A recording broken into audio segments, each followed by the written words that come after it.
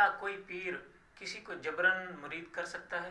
اور اگر ایسا کوئی کرتا ہے تو اس کا اسلام میں کیا حکم ہے؟ حضرت علامہ پیر ظہیر عباس قادری صاحب، اسلامک و صوفی اسکالر، سجادہ نشین، مرکز قادریہ اسلام آباد۔ اسلام کا پرامن پیغام آگے شیئر کریں اور اپنے لیے صدقہ جاریہ بنائیں۔ جزاک اللہ۔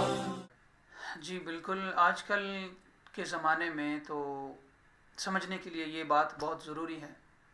ہمارے ہاں آج کل یہ رواج چل نکلا ہے کہ بہت سارے مشائخ بہت ساری عوام کا ذہن بناتے ہیں مرید کرنے کے لیے، اور پھر ذہن بنا کر پھر ان کی ترتیب دیتے ہیں، پھر ان کا ذہن سازی کرتے ہیں، اور ذہن سازی کر کے پھر انہیں اپنا مرید بنا لیتے ہیں تاکہ مریدوں کی کثرت ہو جائے۔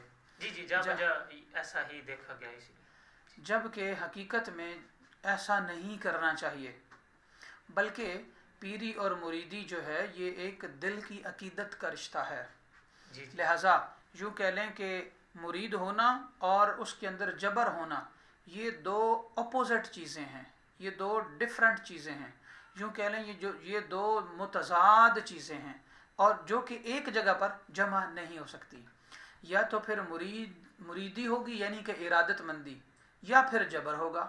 تو اگر ارادت مندی ہوگی اور دل سے بات اٹھے اور مرید ہو گیا تو وہ مرید کہلائے گا، اور اگر کسی کو جبراً مرید کر لیا اور بے دلی سے کوئی مرید ہو گیا تو فتویٰ کی روشنی میں یہ ہے کہ وہ مرید نہیں بن سکتا، یعنی وہ شیخ اسے اپنے مریدوں میں کاؤنٹ ہی نہیں کر سکتا جس کو جبراً مرید کیا ہے، کیونکہ شریعت مطہرہ کا یہ فتویٰ ہے کہ جب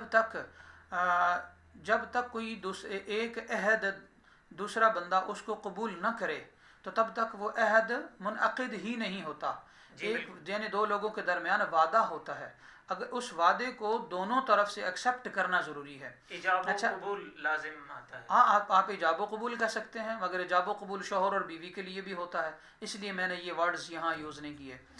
مگر معاملہ یہ ہے کہ مرید پیر کا قبول کرنا بھی ضروری ہے، اور مرید کا جو ہے وہ بلکہ پیر کا ایجاب کرنا ضروری ہے اور مرید کا قبول کرنا ضروری ہے، کہ میں آپ کی مریدی کو قبول کرتا ہوں اور میں آپ کی ارادت مندی میں آتا ہوں۔ لہٰذا دھکے سے اور جبراً اگر کوئی پیر مرید کرتا ہے تو وہ مرید نہیں ہوتا۔ جتنے بھی لوگ جبراً مرید بنائے گئے ہیں وہ بے شک سارے کے سارے آج ہی بیعت توڑ دیں، اس کی وجہ اور سبب یہ ہے کہ وہ مرید ٹھہرے ہی نہیں، وہ مرید بنے ہی نہیں شریعت کی روشنی میں، فتویٰ کی روشنی میں۔ لہٰذا جو پیر مرید گھیرنے کے چکر میں ہوتے ہیں، مریدوں کی تعداد بڑھانے کے چکر میں ہوتے ہیں اور بلا وجہ اپنے مریدوں کی کثرت چاہ رہے ہوتے ہیں تو وہ خود ریاکاری میں مبتلا ہو جاتے ہیں۔ تو جو ریاکاری کرتا ہے اس سے پھر فیض کیا حاصل ہونا ہے؟ لہٰذا چاہیے یہ ہے کہ دین کا اور تصوف کا اور اسلام کا اور اولیاء کرام کا پیغام پہنچایا جائے۔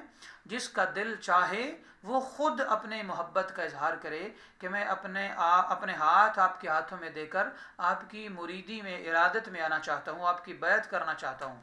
تو پھر شیخ کو چاہیے کہ پھر بھی اسے آزمائے کہ کہیں یہ اپنی ارادت مندی میں کچا تو نہیں، کیونکہ پیری اور مریدی یہ کوئی مذاق والا رشتہ نہیں ہے، بلکہ مرید کو اپنا سب کچھ اپنے پیر کے حوالے کرنا ہوتا ہے۔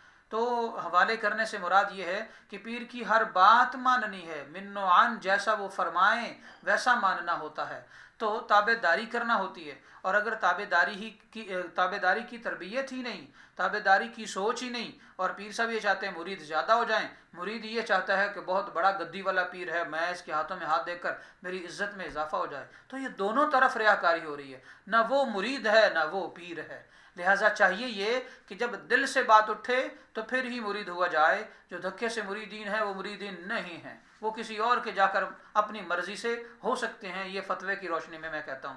کیونکہ امام احمد رضا خان رحمۃ اللہ علیہ نے فتاوی رضویہ شریف جلد نمبر 26 صفحہ نمبر 590 میں فرمایا ہے باقاعدہ طور پر کہ جو جبراً مرید کیا گیا ہے وہ مرید نہیں ہوا، اسے چاہیے کہ جہاں اس کی عقیدت ٹھہرتی ہے وہاں جا کر وہ مرید ہو جائے۔